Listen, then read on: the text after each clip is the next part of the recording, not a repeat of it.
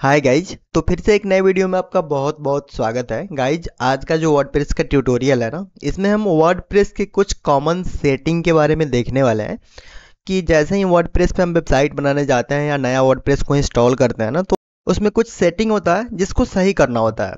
But लोग क्या करते हैं, उसको डिफ़ॉल्ट ही छोड़ देते हैं। बट डिफ़ॉल्ट छोड़ने का मतलब क्या होता है कि आगे चल के हमको प्रॉब्लम होता है।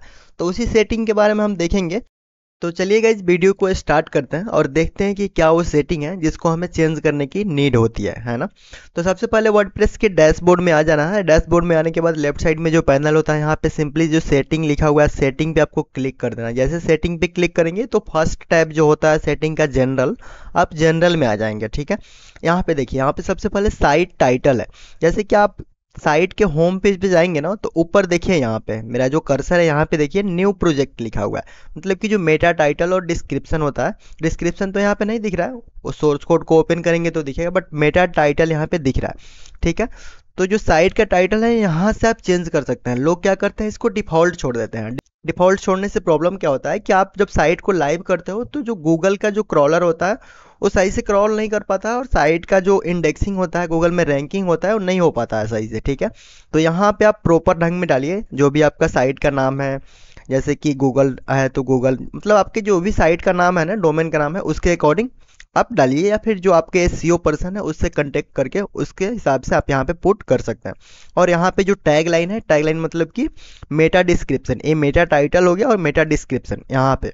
ठीक है, ऐसे करके डालिए। यहाँ से साइट का आइकन, जैसे कि अभी आप साइट पे होंगे ना, तो यहाँ पे मेरे कर्सर के पास देखिए न्यू प्रोजेक्ट के बगल में एक छोटा सा आइकन दिख रहा है। ये वाला आइकन डिफॉल्ट है, अभी मैं जैम सर्वर यूज कर रहा हूँ इसका है, बट ये आइकन चेंज होना चाहिए। जैसे कि अगर आप गूगल पे जाएंगे, यहाँ पे देखिए गूगल पे गए तो गूगल के बगल में देखिए जी लिखा हुआ आ रहा है, गूगल का ही साइन आ रहा है। तो ऐसे ही करके आपके भी साइट पे आइकन को अपडेट करना होता है, जिसको हम फेब आइकन बोलते हैं, फेविकॉन बोलते हैं। ठीक है, तो इसको भी अपडेट करना इंपॉर्टेंट है।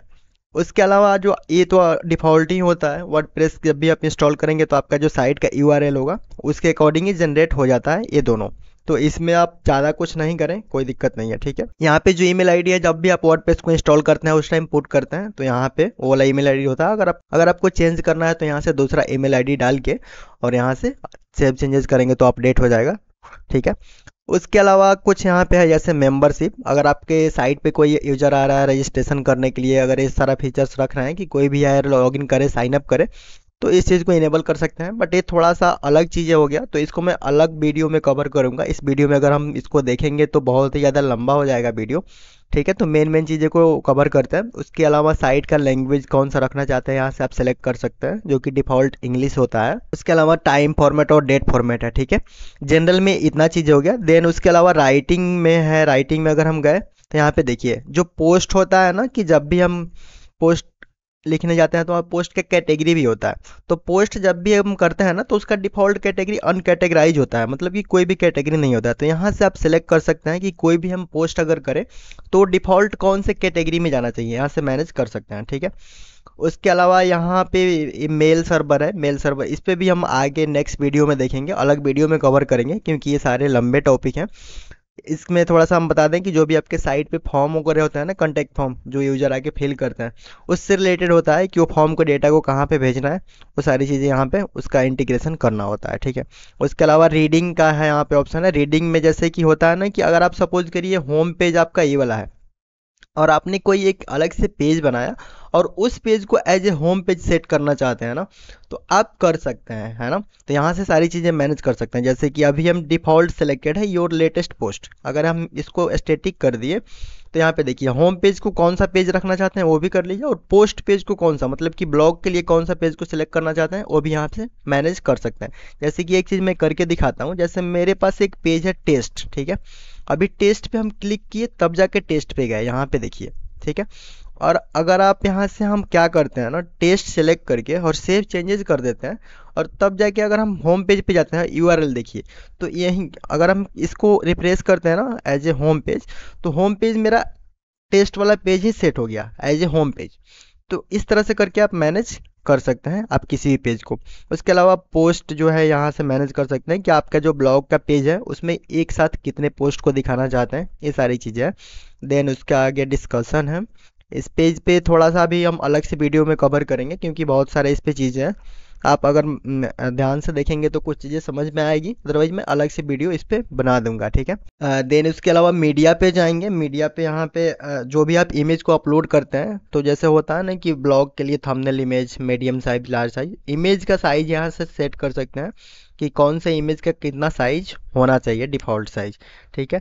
और मेन चीज़ आता है, जैसे ही हम साइट पे काम करते हैं तो सबसे जो मेन चीज़ है पर्मा लिंक है ना। पर्मा लिंक पे जाएंगे ना तो डिफ़ॉल्ट वर्डप्रेस का पर्मा लिंक कुछ इस तरह से होता है, ये वाला सिलेक्टेड होता है, डे एंड नेम। मतलब कि जब भी आप कोई पेज क्रिएट करेंगे ना वर्डप्रेस पे, तो उसमें क्या होगा कि यूआरएल कुछ इस तरह से बनेगा, डेट बनेगा, फिर उसके बाद पेज का नाम बनेगा।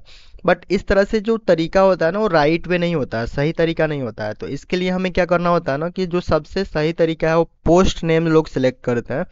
कि जो हमारा पेज का टाइटल होगा ना, जैसे पेज का टाइटल अगर हमारा टेस्ट है, तो जो हमारा साइट का डोमेन नेम है उसके आगे स्लैश लगा के सिंपल टेस्ट है। अगर टेस्ट टू है तो टेस्ट डैश टू, इस तरह से, है ना। तो ये वाला पोस्ट नेम। और इसके अलावा अगर आपको कोई और कस्टम वगैरह सेलेक्ट करना चाहते हैं तो आप कर सकते हैं, बट स्टैंडर्ड जो होता है वो पोस्ट नेम होता है। पोस्ट नेम सेलेक्ट करके और सिंपली सेव चेंज पे क्लिक करिएगा, आपका पर्मा लिंक अपडेट हो जाएगा। लास्ट जो बच रहा है वो प्राइवेसी है। प्राइवेसी पे जाएंगे तो यहाँ पे जो भी आपके साइट पे आप प्राइवेसी पॉलिसी का पेज बना के अगर रखें हैं, तो उस पेज को यहाँ से सिलेक्ट करके, सपोज करिए मेरा प्राइवेसी पॉलिसी का भी पेज तो नहीं है, बट अगर आपके पास कोई भी पेज होगा तो यहाँ पे दिख जाएगा। मेरे पास एक ही पेज है, टेस्ट, तो यहाँ पे टेस्ट मैंने सेलेक्ट किया। अगर आपके पास प्राइवेसी पॉलिसी है तो प्राइवेसी पॉलिसी को यहाँ पे लगाना है, जैसे कि यहाँ पे देख भी रहे हैं। प्राइवेसी पॉलिसी को सिलेक्ट किए और यूज दिस पेज पे क्लिक कर देना है, ठीक है। इस तरह से करके आप सेटिंग को अपडेट कर सकते हैं। जो कि मेन चीज़ें था, जो मेन सबसे मेन था, एक तो जनरल में था, then second main permalink में था। ये दोनों सबसे मेन है, तो ये दोनों पे आप ध्यान दीजिए। ये दोनों को अपडेट करना एकदम इम्पॉर्टेंट होता है जब भी आप साइट को लाइव कर रहे हैं उससे पहले, ठीक है। एक और चीज़ बता देता हूँ, यहाँ पे आई थिंक राइटिंग में होता है, नो, रीडिंग में। रीडिंग में जाएंगे ना तो नीचे एक आता है सर्च इंजन विजिबिलिटी, ये डेंजर। साइट को लाइव करने से पहले आप एक बार श्योर कर लीजिए, चेक कर लीजिए कि ये वाला ऐसा ही हो, मतलब कि अनटिक हो। ये वाला लोग टिक तब करते हैं। ये टिक करने का मतलब क्या होता है ना कि जैसे ही आप साइट को अगर किसी डोमेन पे बना रहे हैं, लाइव डोमेन पे बना रहे हैं, तो इसको टिक मार्क करके लोग सेव चेंजेस कर देते हैं ताकि साइट डी इंडेक्स हो जाए, गूगल में रैंक ना हो। क्योंकि जब हम डेवलपमेंट कर रहे होते हैं तो उस टाइम तो हमको रैंक थोड़ा ना कराना होता है, उस टाइम लोग यहाँ पे चेक बॉक्स करके सेव चेंजेस करते हैं। बट जैसे ही सारे आपका डेवलपमेंट कंप्लीट हो जाए तो उससे पहले श्योर कर लीजिए कि अनचेक होना चाहिए, ताकि आपका साइट गूगल में रैंक हो सके, ठीक है।